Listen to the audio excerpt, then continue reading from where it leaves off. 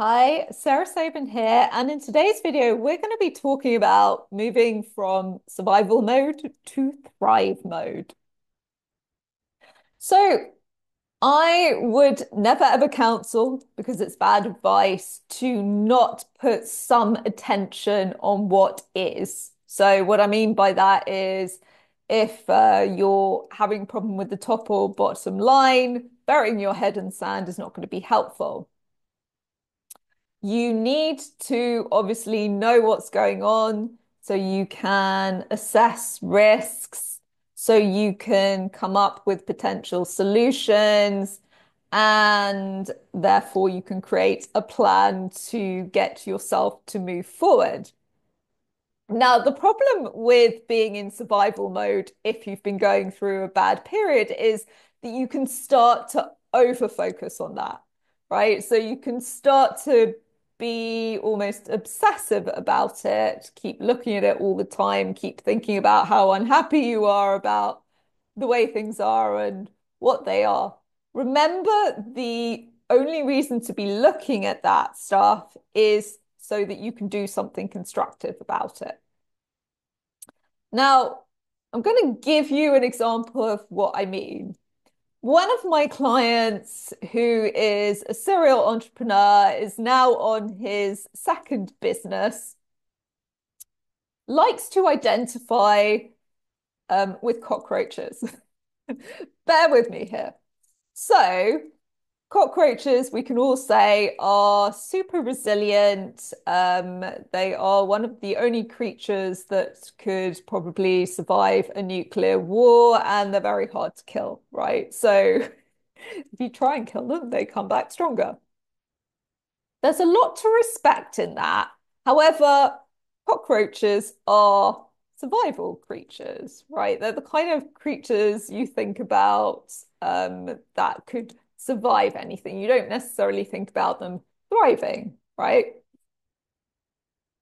Now, the problem with that identification is that at the beginning of every year, my client sits down and thinks, this is the year that I get into thrive mode. This is the year when everything starts to happen and the momentum gathers easily.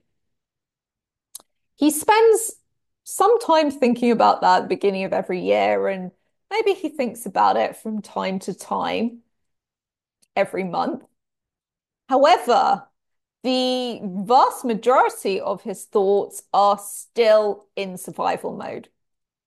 So he's still identifying with that cockroach mentality rather than what we talked about, the thrive mentality, which might be a lion. So a lion makes sure they get their rest. I think they sleep for a vast majority of the day. They get up to hunt and kill. They are the king of the jungle, right? They're not worried about survival usually. They are very much firmly in thrive mode.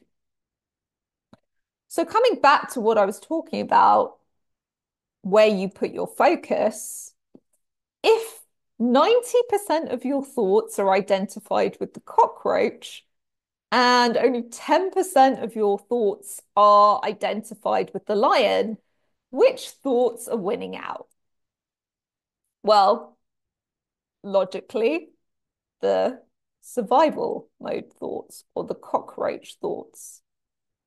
In order to flip your mindset into thrive mode, you have to change your focus, because where your attention goes, energy flows, right? So you are rewiring your brain to think in the positive. Now, that means basically tipping the balance so that you're thinking more lion thoughts than cockroach thoughts. If this resonates with you, I encourage you to think about, if you've been going through a hard time, where the majority of your attention is going. And if it's going more towards the survival end, it's time for you to flip that balance of thoughts and therefore flip the script. Why should you do that? Well, because when you change your thoughts, it starts to change your actions and behaviors, and therefore it changes results. So it increases the likelihood that you are going to end up in that thrive or Lion King mode.